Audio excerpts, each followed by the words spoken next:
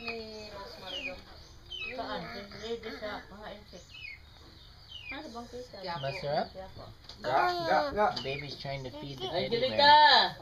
Angelica! Ano pangalan niya? Giselle. Ha? Giselle. Giselle. Sa iyo kinuha. She wants the bear to eat the bread. Ba naman? Ngayon mama, ako may diin mong mama. Hindi siya hinahanap.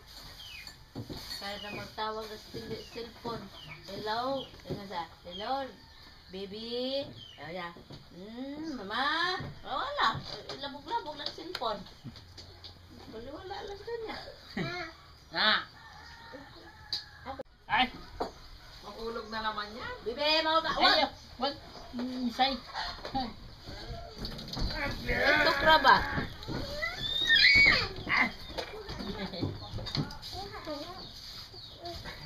Tanaw. Tingnan mo yun. Thank you.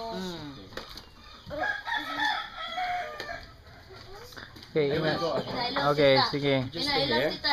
Yeah. Thank you so much, huh? Yeah, you're welcome. Thank you. Well, at Disney, people are rushing around, you know, doing their daily tasks, getting food. And you see Roy behind me, your brother.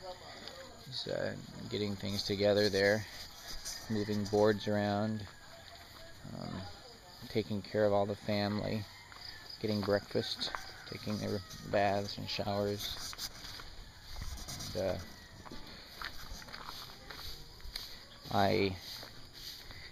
I was going to come back. I was there Wednesday. I took all those videos with Mom and prayed with her, and I sang to her a lot, and her mouth moved. She would open and close her mouth. Wow. They're cleaning up. I'll finish up on this in just a bit. I got to talk story with these guys here.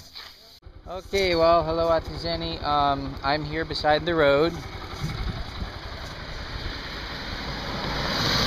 And I'm getting on the motorcycle to go and pick up Lucille because she really wants to be here for your mom's funeral service. Anyway, what I was starting to say at the last video clip was that I was there with your mother. I was singing songs to her for quite some time, and you know, the hearing, the senses of hearing and the awareness is kind of the last thing they say to go. And she moved her mouth. There was little indications that she was aware of me being there. I mean, I can't guarantee, of course, but I just kept saying I love you and singing and spending time with her. And then I left and went to Bohol, and there's no signal there, so I couldn't get any text messages coming in from your family. Now, when I got back into the signal area, there was no text messages. One of the family members said they text me, but maybe they text Lucille's old number. I'm not sure. But it was just hours after I left. I left on Wednesday evening, so Thursday is when they determined, and you know, the determination of time of death. And I wish I was there. I'm sorry. I did everything in my power, and I'm here now, so I missed one day, and happened while I was gone. So anyway, I was there hours before she passed and got videos of that, and I've got quite a few still that you haven't seen. That probably aren't uploaded, and I heard that you want to put it into a video, like a DVD or something, so I'll try to do that for you. And in the meantime, I'm going to go get Lucille. It's an hour drive each way. I've already driven that this morning with the pastor to bring him here, and I'll go ahead and now drive that hour there and an hour back, and I'm very, very happy to do that and show my love to the family. So people think I'm strange because I'm videoing them, but anyway, I mean, I never think I'm strange because I'm videoing myself. Look at this beautiful little flower. So anyway, yeah, your family, a lot of them are here. So we love you and we're praying for you, and we really wish, miss you not being here, but we know it's difficult. So tell Mike, Matthew, hello for me, and love you guys. God bless. Well, here is Ati Zeni from Ohio, Canton, Ohio Church, and this is her church here in the Philippines. It's a beautiful little village. There's a little health center right here, and daycare, basketball court, and a lot of Seventh-day Adventists. Now this little building right here is one of the buildings that I took an interest in because it's close to the church, and the people in this village we call it barangay here in the Philippines, but the people in this barangay village are very much interested in health. And so this building here, I paid for the roof, and it's a nipa roof, so it's already decayed, but I'd like to complete that building, finish it, do something more with it, to make it a little health education center there that would be supportive of the church. So I plan to follow up on that in the future when God opens that door. But let's go see Zeni's mother here. She has passed away on Thursday around 4 o'clock.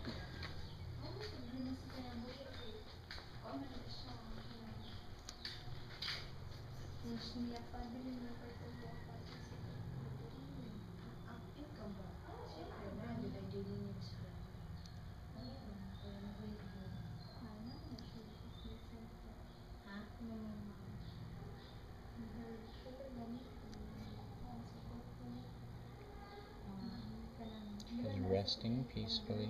Beautiful, beautiful dress.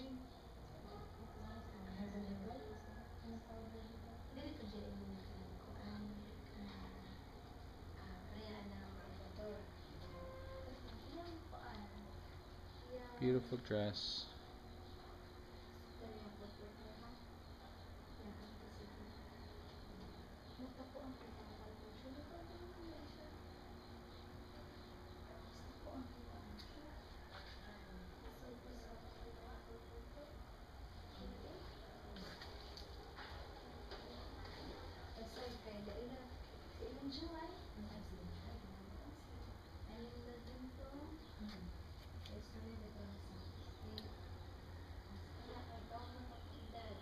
It's a real blessing. She is a Seventh-day Adventist. Being a Seventh-day Adventist is, well, let me kind of explain. If you are not a Seventh-day Adventist in this country and you have a relative that dies or you pass away, there is a several-week ritual, I call it, that goes on where there is gambling and a lot of drinking, and they're basically trying to fundraise, and they party, have a big party over the dead body right there in the living room, and people laugh and joke, and you think it's a real fun time. But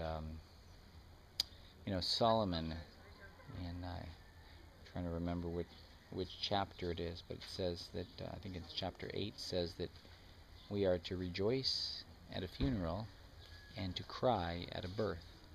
It goes on to explain. Hello, how are you? Taking a little video.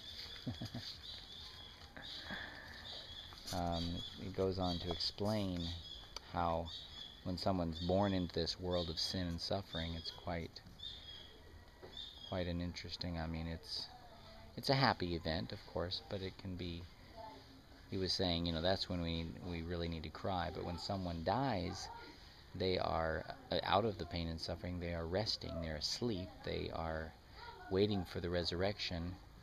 And I believe if ever there was a lady, a dear saint that was ready, wow, Mercedes was. And what happens as you get older is you start to contemplate. The humans in the animal kingdom are the only creature that can contemplate himself. Evidence of a God, evidence of a creator the intelligence of a human being able to contemplate his actions. And as you get older, Solomon wrote in Ecclesiastes 12, you're afraid of what's high and low, and you can't see and hear. All desire fails for this world, and your only desire is heaven and to see Jesus. And so it's a time of contemplation, thinking of your past. You start to really seek an understanding of God if you are already a spiritual person, a Christian, and in this case a Seventh-day Adventist like I am, and it's a great blessing here. So when my father passed away at an older age, I did feel emotional and I started to cry, but then I said, I really shouldn't cry. So it's always emotional. I'm an emotional person, but I'll see my dad again, and Zenny will see her mother again, and we just need to be faithful to God. We need to be ready at any time. We never know what our last day will be, or if we will live to see Jesus come. So, Zenny, I hope you are okay with me showing you this video and for others seeing it. Typically, it's not customary in American culture to show a dead person. However, in the Philippine culture, it's very, very acceptable, and they have the dead loved one in the front room for people to look at for several weeks before burial. But as a Seventh-day Adventist, we're doing no ritual, no gambling, no drinking, and she will be buried today. This is Sunday, this afternoon. All right, that's all.